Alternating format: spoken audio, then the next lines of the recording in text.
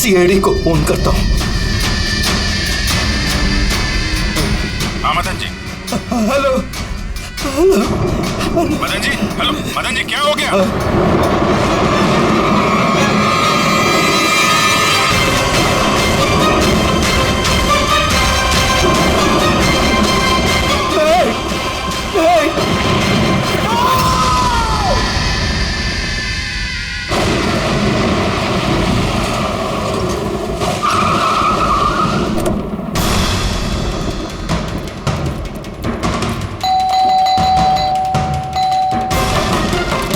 मदन जी,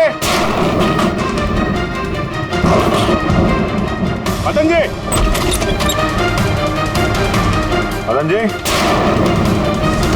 मदन जी,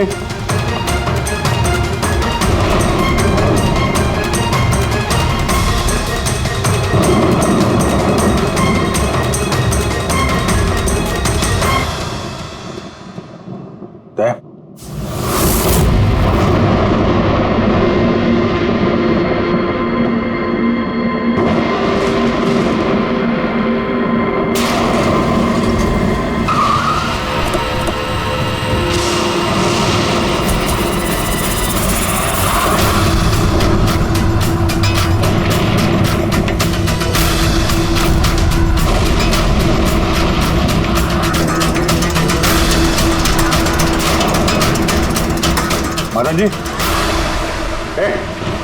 कौन है? कौन है? कौन है?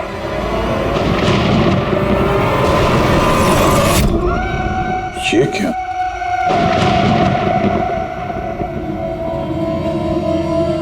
पुतला?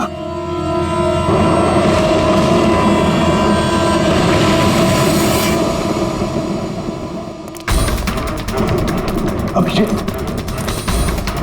सर, आने में देर हो गई।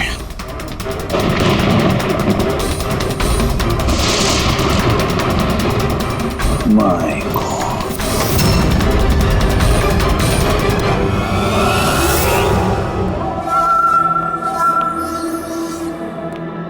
ये लीजिए। आराम से आराम से।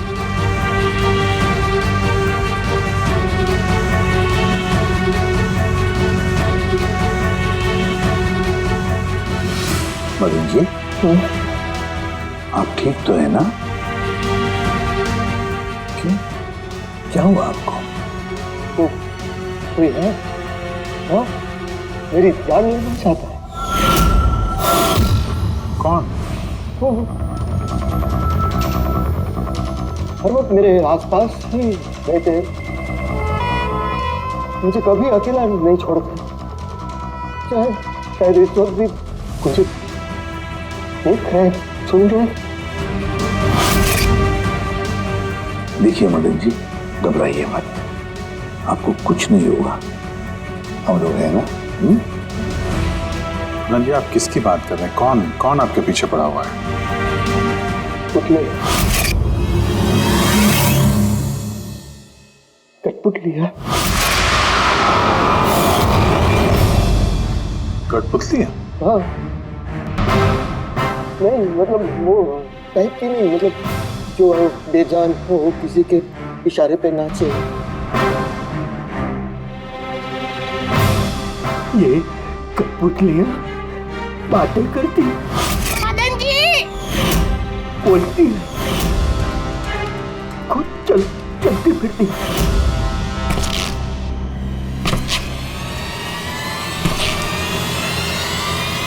मदन जी, ओ मदन जी। बातें करने वाली कठपुतलियां। हाँ, मैं जानता हूँ आपको मेरी बात का यकीन नहीं होगा, लेकिन बात ये किसी को नहीं होगा।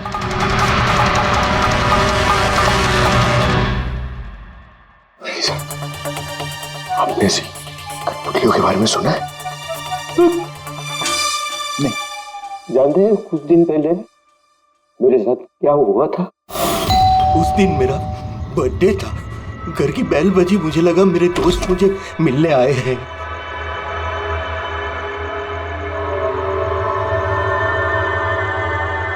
इतनी रात को किसने बेल बजाई होगी? कमाल है। मदन जी,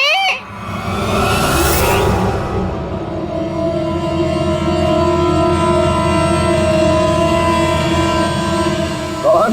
दिखाई नहीं दे रहा, मैं हूँ।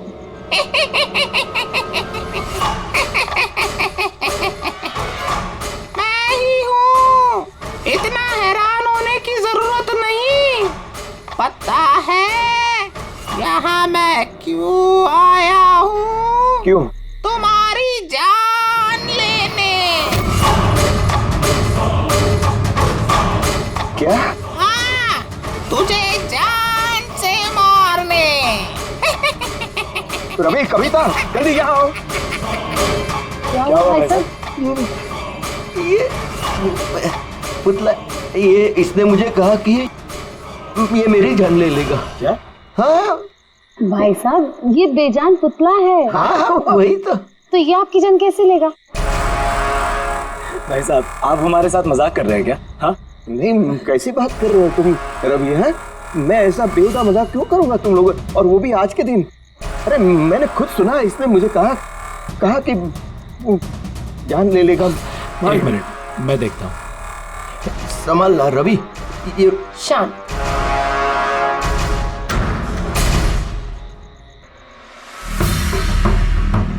भाई साहब, लगता है शायद आपके साथ किसी ने मजाक किया। इस लकड़ी के पुतले के अंदर किसी ने शायद स्पीकर फिट किया होगा। चेक करो, कहीं स्पीकर होगा।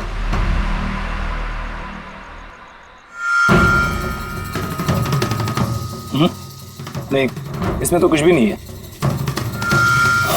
अब कहाँ है वो पुतला? कैसे होगा? मैं उसी टाइम उसे तोड़ मोड़ के जला के खत्म कर दी। धमकी दी थी मुझे, उसे मैं कैसे ऐसे छोड़ देता? क्या आपने वाकई देखा था? हाँ, मैं मदन जी, हो सकता है आपको कोई सपना अपना आया। वही अकेला देखा मैं, और एक बार नहीं, ऐसा मेरे साथ थोड़े दिन बाद भी।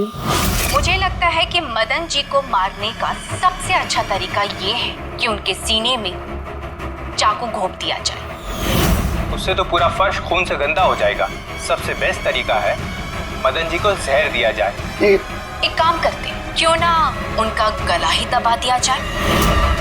तो आप ही बता दीजिए मदन जी, आप कैसे मरना पसंद करेंगे?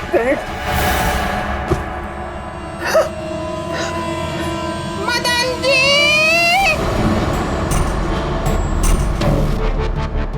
कहाँ चले?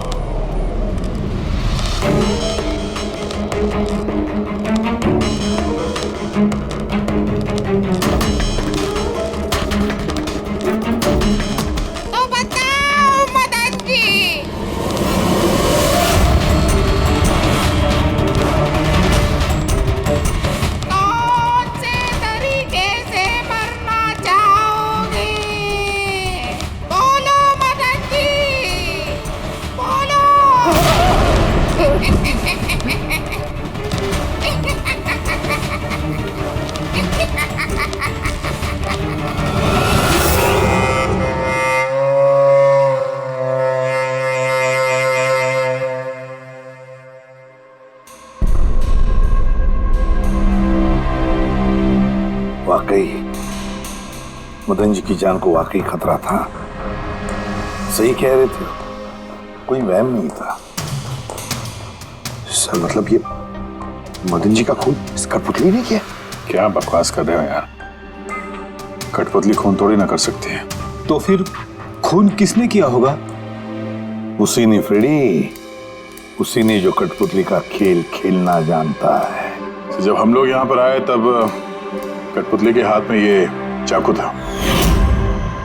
सारे सबूत तो इसी की तरफ इशारा कर रहे हैं। खून इसी ने किया है। भैया भैया प्लीज प्लीज, ये भैया को। सर इस पुतले ने खुद नहीं किया। एक मिनट, आप लोग कौन हैं? सर मैं कविता हूँ, इनकी पत्नी, और ये मदन भैया है, इनके बड़े भाई, ये रवि हैं। तो आप लोग अब तक क्या कर रहे थे? कहाँ थे आप? सर आज हमारी मैरिज एनिवर्सरी है, इसलिए हम बाहर डिनर के लिए गए थे। हमने मदन भैया को भी कहा था साथ में आने के लिए, लेकिन उन्होंने मना कर दिया। और ये सब आप कह रही थी कि मदन जी का खून इस पुतले ने नहीं किया? हाँ सर, इस पुतले ने खून नहीं किया। आप जानती है खूनी को? मुझे पूरा यकीन है, इनका खून शार्दुल ने किया है। वो इनसे बदला लेना चाहता था। ये शार्दुल है कौन? किस बात का बदला लेना चाहता था?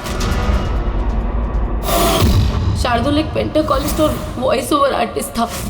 मदन भैया और रवि के बड़े भैया अंकुश भैया के बचपन का दोस्त। अंकुश भैया को शार्दुल से बचपन से ही बहुत लगाव था। जब उन्होंने देखा कि शार्दुल जिंदगी में कितनी ठोकरें खा रहा है, तो 5 साल पहले उन्होंने अपना घर शार्दुल को दे दिया ताकि वो वहां से अपना थिएटर ग्रुप चला सके। हालांकि वो लोग कभी अंकुश भैया को किराए के पैसे नहीं दे पाए, मगर अंकुश भैया को इस बात से कभी कोई तकलीफ नहीं हुई, क्योंकि वो जानते थे कि इस कला में इतने पैसे नहीं हैं। शार्दुल और उनके स्टूडेंट्स अंकुश भैया के घर से ही अपनी पेंटाकोलिस्ट की प्रैक्टिस किया करते थे। कठपुतलियों से बातें करवाने की इस कला का घंटों बैठकर रियाज किया करते थे। तो एक चीज तुम लोग अच्छे से समझ जाओ, वेंट्रिलोक्विज्म की कला आसान नहीं है, लेकिन ये इतना भी मुश्किल नहीं है। इस कला को करने की तकनीक इसके नाम में छिपी है। वेंट्रिलोक्विज्म एक लैटिन शब्द है जिसमें वेंटर का मतलब पेट और लोक्वी मतलब बोलना, और वेंट्रिलोक्विज्म मतलब पेट से बोलना। जैसे हेलो गौरव, कैसे हो तुम? फिर एक दिन अंकुश भैया गुजर गए और सब कुछ बदल गया।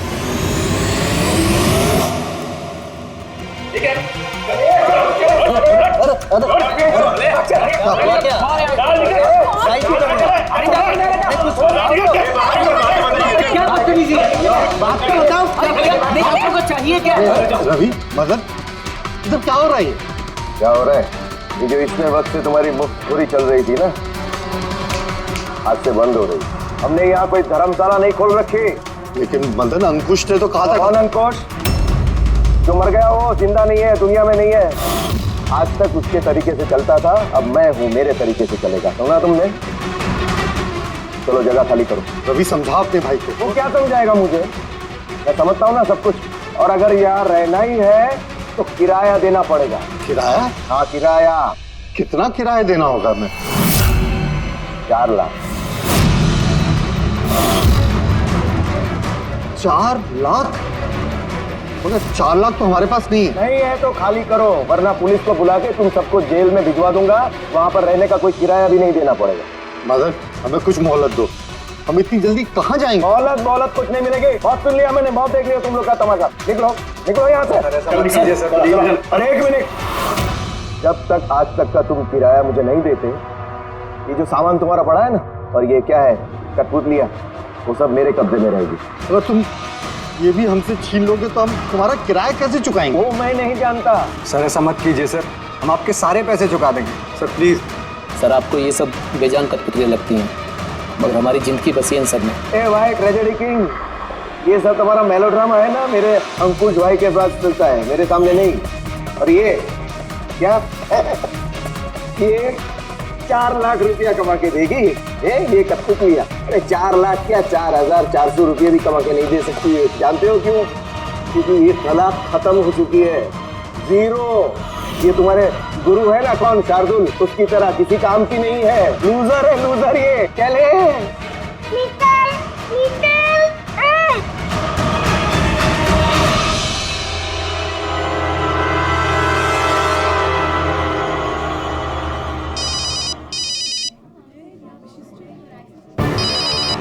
ये भी ना। कौन है भैया? और कौन? शार्दुल। बार बार मुझे इस तरह फोन करके धमकियां देता है। मैं देखता हूँ। मैं आ रहा हूँ तुझे मारने। अब तेरी जिंदगी कुछ ही दिन की मेहमान है। हेलो भैया, मेरे ख्याल से हमें पुलिस के पास जाना चाहिए। पुलिस डिपार्टमेंट में मैं किसी को जानता हूँ, शायद वो हमारी मदद करे। हाँ भैया, मुझे बिल्कुल भी उम्मीद नहीं थी कि शार्दुल इतना सनकी निकलेगा। हमें पुलिस के पास जाना चाहिए। कोई फायदा नहीं, ये शार्दुल अपने मोबाइल से फोन नहीं कर रहा, कोई लैंडलाइन नंबर से कर रहा। Landline number? मैं पता लगाता हूँ ये नंबर कहाँ का है। क्या? ये क्या बोल रहे हो तुम? हाँ सही बोल रहा हूँ, ये नंबर इस हॉस्पिटल के मॉर्ग रूम का है। शार्दुल मुझे मॉर्ग रूम से धमकी भरे फोन क्यों करेगा? इस नंबर से इन लोगों को धमकी भरा कॉल आ रहा है।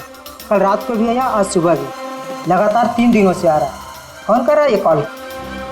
सर, इस फोन से किसी को भी फोन करने की इजाजत नहीं है। मैं सारा दिन यहीं पे रहता हूँ, इस फोन से किसी ने भी कोई कॉल नहीं किया। तो फिर तुमने किया होगा फोन? साहब, मैं क्यों फोन करूंगा? मैं तो आप लोगों को जानता भी नहीं हूँ। हाँ तो हो सकता है तुमने शार्दुल के कहने पे किया हो। क्या नाम दिया आपने? शार्दुल। शार्दुल? ये है शार्दुल, जानते हो इसे? ये आप लोगों को कैसे कॉल कर सकता है? क्यों नहीं कर सकता कॉल?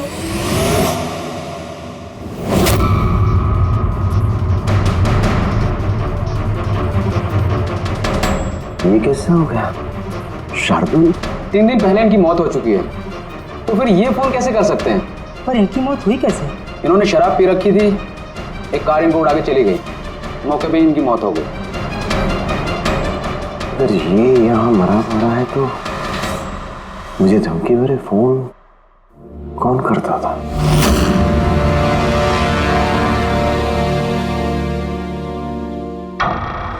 सर, पुलिस रिकॉर्ड के मुताबिक तो ये सारे कॉल्स मौके लैंडलाइन से आए थे। ये मौका फोन लाइन तो कोई इस्तेमाल कर ही नहीं रहा था।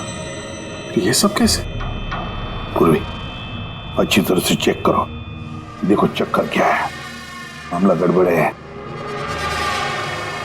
सर, हाँ, इन्हें कुछ पता नहीं चलेगा। आप ऐसा क्यों कह रही हैं? क्योंकि सीआईडी जिंदा इंसानों को पकड़ सकती है, आत्माओं को नहीं। और मैं जानती हूँ ये सब शार्दुल की आत्मा ने किया है। देखिए, आत्मा जैसी कोई चीज नहीं होती है। पढ़ी लिखी होने के बाद भी आप ऐसी बातें कर रही हैं। आप भी तो पढ़े लिखे, आप ही बताइए ना, एक लाश मॉर्ग से फोन कैसे कर सकती है? कैसे मदन भैया से वो कठपुतलियां बात कर सकती है? सर, आपको ये सब नॉर्मल लग रहा है? आप लोगों ने भी ऐसा कुछ अनुभव किया जैसे मदन जी ने किया था? जी सर। नहीं, हट जाओ, आज मैं तुम्हें छोड़ूंगा नहीं। बहुत परेशान किया है तुम लोगों ने मुझे, मार डालूंगा मैं, आज तुमको छोड़ूंगा नहीं। भैया, हट जाओ। नहीं भैया, क्या हुआ? क्या बताना? अरे भैया, ये क्या कर रहे हैं भैया? भैया, कठपुतलियां हैं, दूर रहना। कठपुतलियां? हाँ, मारने आई है मुझे, मैंने कहा था ना। भैया, एक बात तो सुनिए। क्या कर रहे हैं आप? रवि, ये आवाज ऊपर से आ रही है। हाँ, लेकिन ऊपर तो कुछ भी नहीं है, बस स्टोर रूम है और एक बंद पड़ा हुआ कमरा है। Store room?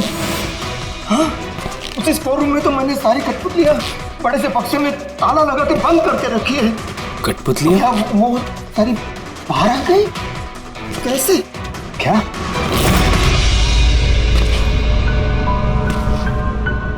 भैया, आप डरिए मत, आइए ऊपर चलिए।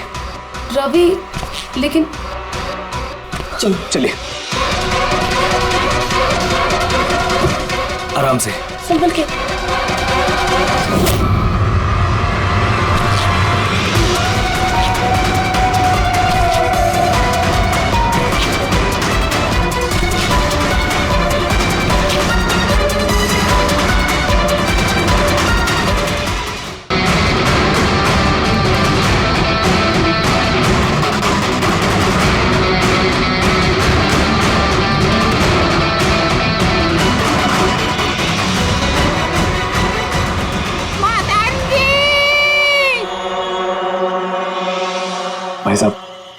आवाज इस कमरे से आ रही है।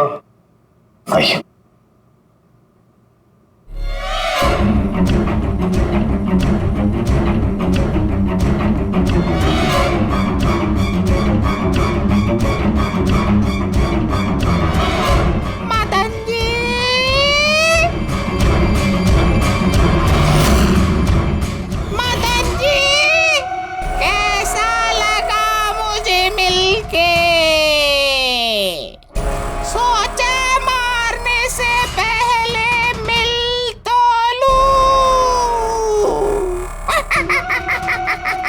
मैंने कहा था बातें करते हैं।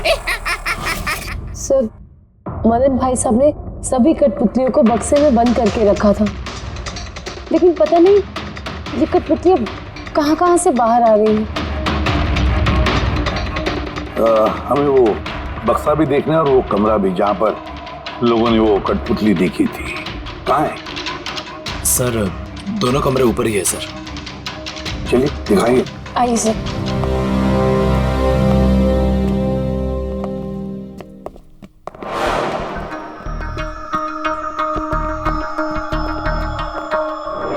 सर, पैरों की आवाज हमने कॉरिडोर में सुनी थी और वो पुतला हमने भी यहाँ इस जगह पर देखा था सर।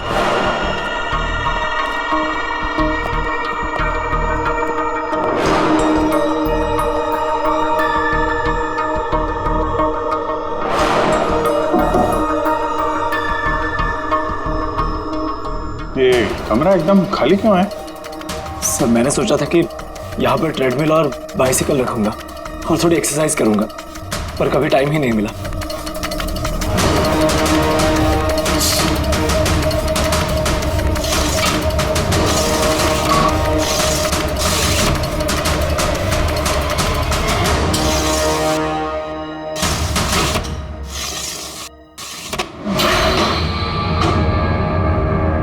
सर, ये तो बंद ही नहीं हो रहा।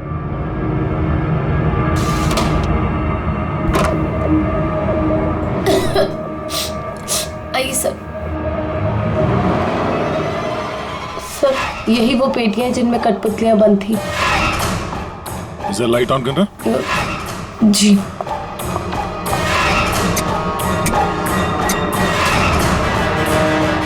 सर, ये कमरा बहुत दिन से बंद है तो शायद बल्ब खराब हो गया।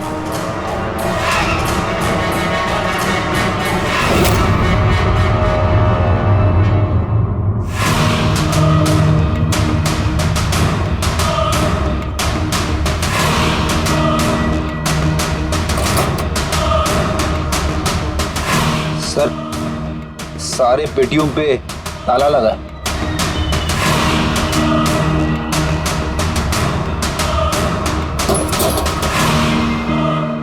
मगर ये ताले मजबूत नहीं है, कोई भी इसे आसानी से खोल सकता है।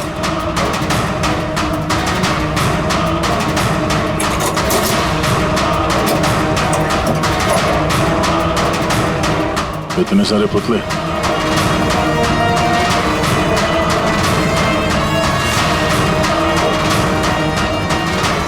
देखे जरा, इसमें कोई मैकेनिज्म फिट तो नहीं है। सर, मैं आपसे बोल तो रही हूँ, ये बात नहीं करते हैं। जरूर इसमें शार्दुल की आत्मा आकर बात करती है। अंदर कोई मैकेनिज्म या कोई स्पीकर तो है नहीं जिससे आवाज आ सके। सर, वाकई में ये सच बोल रही है। ना तो कोई मैकेनिज्म है और ना ही कोई स्पीकर, तो फिर ये कठपुतलियां बोल कैसे सकती है?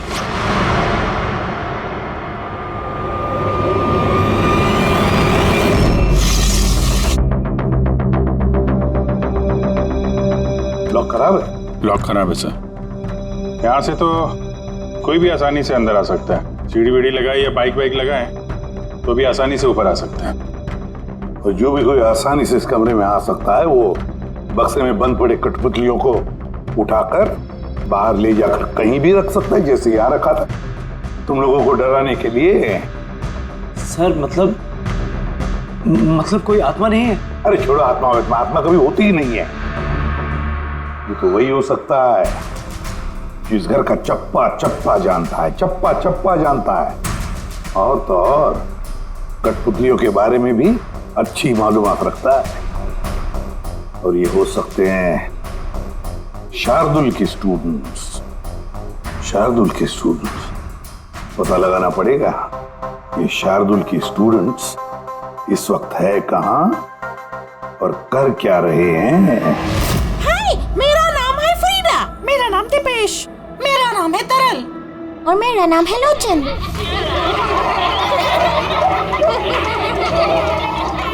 आज मैं आप सबको एक बहुत ही अच्छी कहानी सुनाने वाली हूँ। नहीं, हमेशा तुम्हें क्यों सुनाओगी कहानी? अरे, तो इसमें अर्जी क्या है? हाँ, फ्रीडा, तुम्हें हमेशा सबसे अच्छा रोल चाहिए होता है। हाँ दीपेश, तुमने बिल्कुल सही कहा। मेहनत हम करते हैं और फेमस तुम होती हो। तुम्हारी कठपुतली का भी यही कहना है। सर, समझ में नहीं आ रहा सर, ये कठपुतली बात कैसे करी? अरे पंकज, एक कला है आवाज बदलने की कला। इसे कहते हैं वेंट्रिकुलिज्म। बिल्कुल, बात तो यही लोग कर रहे हैं, लेकिन लगता है कि ये आवाज कठपुतली के मुंह से निकल रही है। मगर सर, ये लोग कहाँ बात कर रहे हैं? देखिए ना, इनके तो मुंह भी नहीं चल रहे। देखो, मैं कह रहा हूँ मैं सबसे बेस्ट हूँ। यही तो कला है पंकज, बिना मुंह खोले इतनी साफ आवाज में बात करना। आवाज यहाँ पेट से निकलती है। वो आत्मा भी इसी कला की पैदाइश थी। उन पुतलों ने इसी कला के जरिए मदन जी से बात की थी और वो न्यूज रीडर्स ने भी। मगर सर, ये लोग तो कठपुतलियों को ऐसे हाथ से हिला रहे हैं सर। हाँ, तो ऐसे तो होता है प्रत्येक शो में। मगर सर, मदन जी ने वो पुतला देखा था, उसे तो कोई हाथ से नहीं हिला रहा था, नहीं कोई बात कर रहा था ऐसे। शायद कोई मैकेनिज्म फिट किया होगा उन पुतलों में, जो किसी रिमोट कंट्रोल से ऑपरेट होता होगा। सर, मगर रवि ने बोला था कि उसके अंदर कुछ भी नहीं था, कुछ भी नहीं था। साउंड मैकेनिज्म नहीं मिला था, लेकिन उसके सर के अंदर कोई मैकेनिज्म था जिसकी वजह से उसका सर और मुंह हिल रहा था, जो शायद रवि को दिखाने। इसी कठपुतलियां बनाना शार्दुल या उसके किसी स्टूडेंट का ही काम हो सकता है, जो मदन जी के घर का चप्पा चप्पा अच्छी तरह से जानता है। इन्हें पता होगा उस खिड़की के बारे में जिसका लाश टूटा हुआ था। घर में घुस के जगह जगह कठपुतलियां लगाना और उनसे बातें करवाना तो इनके बायत का खेल है। मगर सर, मॉर्ग से इन लोगों ने कॉल कैसे किया? सर, सर पता चल गया कि मॉर्ग रूम वाले फोन कैसे आ रहे हैं। कैसे? सर, इसके लिए स्पूफिंग सॉफ्टवेयर का इस्तेमाल किया गया। Spoofing software? ये क्या होता है? सर, अभी बताती हूँ।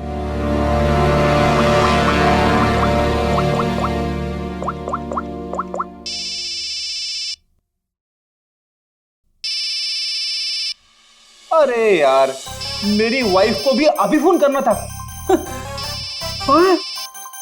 सर, मैं बिजली का बिल भरना फिर से भूल गया हूँ। शायद बिजली कट गई होगी। डांटने के लिए मुझे फोन किया होगा। फोन उठाऊं क्या? ले लो, जाओ जल्दी बात करो। हेलो, हाँ, मैं घर आने से पहले बिजली का बिल भर दूंगा। क्या फ्रेडी सर, इस बार बिजली कट ही जाएगी। अरे पूर्वी, तुमने फोन किया? मगर ये तो मेरी वाइफ का फोन नंबर है। पूर्वी, ये कैसे किया? सर, ये तो स्पूफिंग सॉफ्टवेयर का कमाल है। फोन कहीं से भी करो, नंबर वही दिखाओ जो आप चाहते हो। ये सॉफ्टवेयर तुम्हें मिला कहाँ से? सर, साइबर यूनिट से लिया है। सर, इसकी मदद से सिर्फ नंबर ही नहीं बल्कि इंसान अपनी लोकेशन भी गलत बता सकता है। अरे बाप रे सर, ये तो बड़ा खतरनाक सॉफ्टवेयर है। हाँ, खूनी ने मॉर्ग का नंबर इसलिए चुना ताकि हमें लगे कि ये सारा चक्कर शार्दुल की आत्मा का है। शार्दुल की आत्मा का। अच्छा बच्चों, आप लोगों को मिलके बहुत मजा आया। अगली बार फिर मिलेंगे। बाय। संभाल के बच्चे, संभाल के। Bye bye bye. जी कहिए, क्या मैं आपकी मदद कर सकता हूँ? जी हाँ, आप लोग मदद नहीं करेंगे तो और कौन करेगा? दरअसल हम ये जानना चाहते हैं कि मदन जी को डराने का प्लान आप में से किसका था? हम लोग कुछ समझे नहीं। अच्छा, तुम लोग भी नहीं समझे? हाँ? नहीं सर। अभी नहीं समझा? मैं निर्दोष हूँ। बहुत हंसी आ रही है। हाँ, एक आदमी की जान चली गई, तुम सबको बहुत हंसी आ रही है। जान? किसकी जान? मदन जी की। खून हुआ है उनका सीआईडी से हम लोग। सीआईडी? जी हाँ, सीआईडी। और हमारे शक के दायरे में हो तुम सब।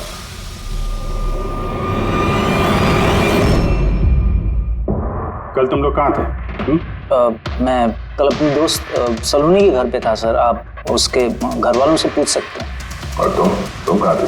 सर हम, मेरा मतलब लोचन और मैं एक शो के लिए गए थे पुणे। आज सुबह ही लौटे हैं हम।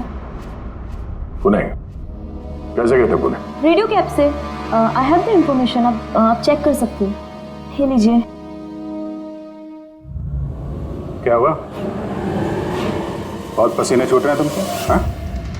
तुम कहाँ थे कल रात? सर वो मैं बताता हूँ।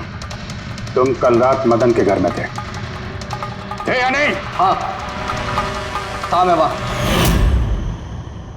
लेकिन मैंने किसी को नहीं मारा। क्या करने गया था फिर वहाँ? हाँ? सर हम तो बस मदन को सबक सिखाना चाहते थे।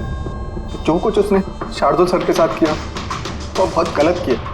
और हाँ, आज अगर शार्दुल सर हमारे बीच नहीं है तो वो सिर्फ एक इंसान के कारण, वो है मदन। उनके कारण ही उन्होंने दारू पीना चालू किया और वक्त से पहले गुजर गए। तो तुम लोगों ने सोचा खून के बदले खून? नहीं सर, हम बस डराना चाहते थे। गौरव का प्लान था ये। हाँ सर, गौरव ने कल रात मुझे फोन करके बुलाया था, तकरीबन 11:30-12 बजे के आसपास। लेकिन मैं थोड़ा लेट हो गया और 12:30 बजे पहुंचा।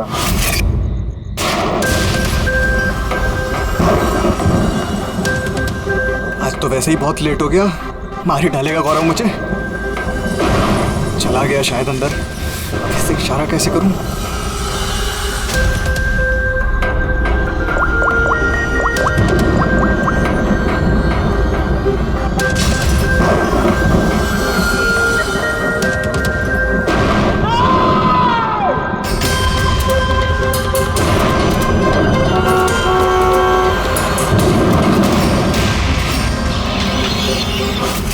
गड़बड़ तो हुई ना?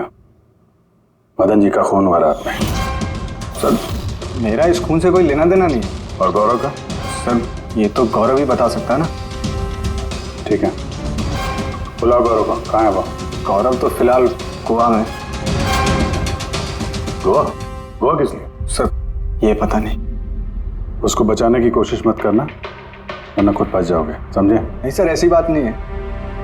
कल रात को जब मैंने उसे फोन किया तो उसका फोन बंद आ रहा था। आज सुबह उसका मैसेज आया मेरे पास। मैसेज? सर कल रात कुछ ऐसा हुआ जो नहीं होना चाहिए था। मैं गोवा पहुंच गया हूँ कुछ दिन छुपने के लिए। लेकिन ये गोवा पहुंचा कब और कैसे?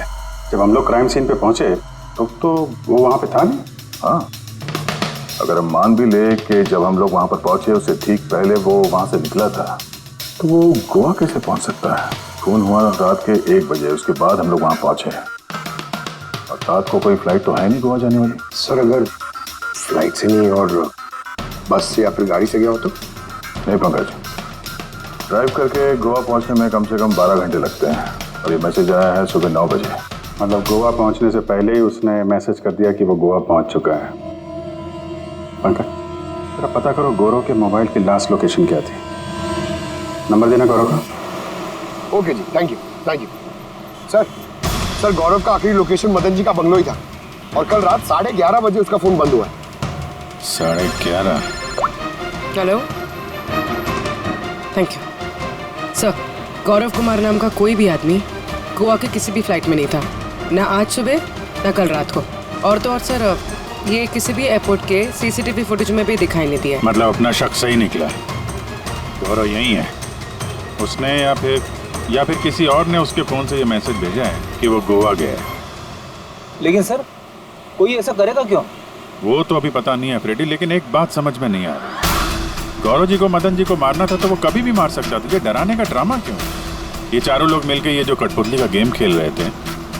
और तो और जब उसने मदन जी को मारा तो इसके बारे में अपने दोस्तों को बताया भी नहीं। यहाँ पे कुछ पेच है। इसका एक ही मतलब है बॉस, या तो गौरव को हड़बड़ी में मदन जी को मारना पड़ा जब वो पकड़ा गया, या फिर उन्हीं गौरव नहीं कोई और ही है। सर अगर खूनी कोई और है तो फिर ये गौरव कहाँ है? हो सकता है खूनी ने गौरव को मार के उसे गायब कर दिया और हमारे सामने ऐसे सबूत डाल दिए जिससे हमें ये लगे कि वो हमसे छुप रहा है, गोवा में है।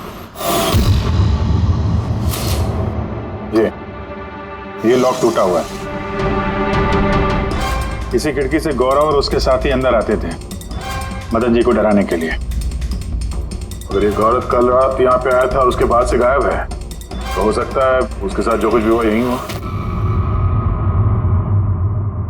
अगर यहाँ उसके साथ कुछ हुआ है तो कुछ ना कुछ ट्रेसेस तो मिलने चाहिए। लुमिनल टेस्ट करके देखते हैं। पूर्वी सर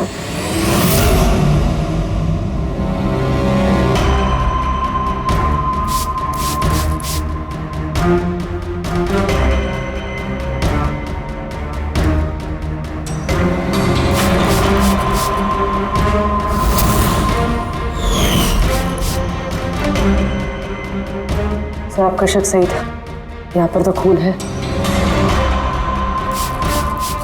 तो इस दरवाजे से जैसे ही बाहर निकला होगा किसी ने हमला किया उस पर। सर इस तरफ तो कोई निशान नहीं है। इस तरफ देखो।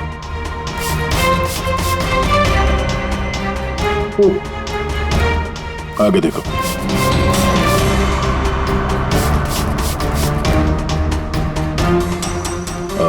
मतलब हमला करने के बाद गौरव को घसीट के यहाँ स्टोर रूम तक लाया गया।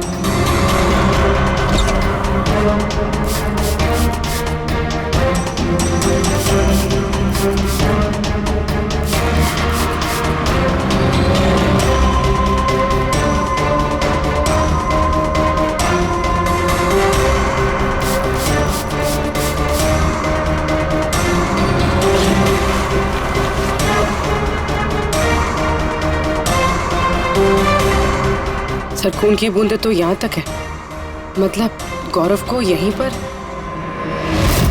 और हम लोग यहाँ पर आए और हमें पता भी नहीं चला। और अब यहाँ से गायब।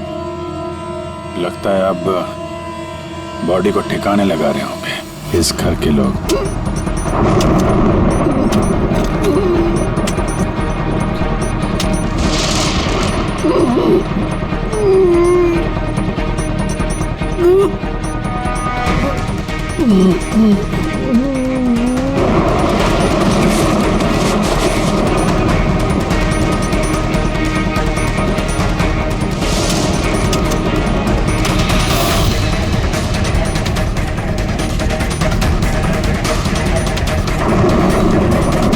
सीआईडी? अरे गोया जाएगी, भागे, हट! चलो पीछे। सर जिंदा है। ले जाओ जल्दी हॉस्पिटल। जिंदा दफनाना चाहते थे सर। हाँ? लेकिन आपको कैसे पता चला कि हम लोग यहाँ पर हैं? आजकल मोबाइल के जरिए भी मुजरिमों को पकड़ लेते हैं हम लोग।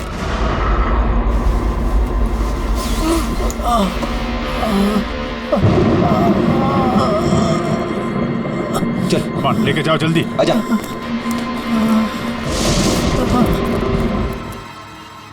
उस खुदगर्ज और लालची इंसान का मर जाना ही ठीक था। अंकुश भैया की मौत के बाद मदन भैया अकेले ही सारी प्रॉपर्टी हड़प जाना चाहते थे। हमें क्या मिलता? ठेंगा। हमने ये प्लान तब बनाया जब घर में वो कठपुतलियों वाले हादसे होना शुरू हुए। हम जानते थे सर कि कोई आत्मा का चक्कर नहीं है, इसीलिए हम एक रात जागे ताकि इस कठपुतली के राज से पर्दाफाश कर सके। और फिर तुम लोगों ने गौरव को पकड़ लिया। हाँ।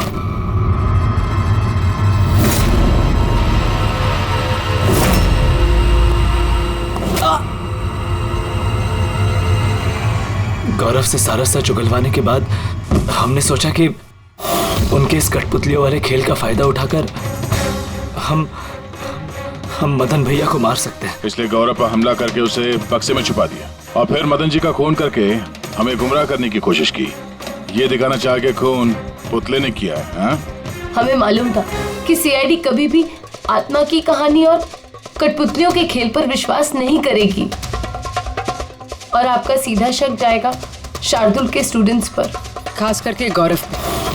और हमें गुमराह करने के लिए तुमने वो गोवा वाला मैसेज भेज दिया। हाँ, हमने सोचा कि आप पूरी जिंदगी भर गौरव को यहाँ वहाँ ढूंढते रहेंगे और हम उसे मारकर यहाँ दफना देंगे। पैसों के चक्कर में तुमने अपने भाई की जान ले ली। क्या करोगे इन पैसों का? अब ये पैसे ना तो तुम्हें जेल की सलाखों के पीछे जाने से बचा सकते हैं और ना शायद फांसी के फंदे से।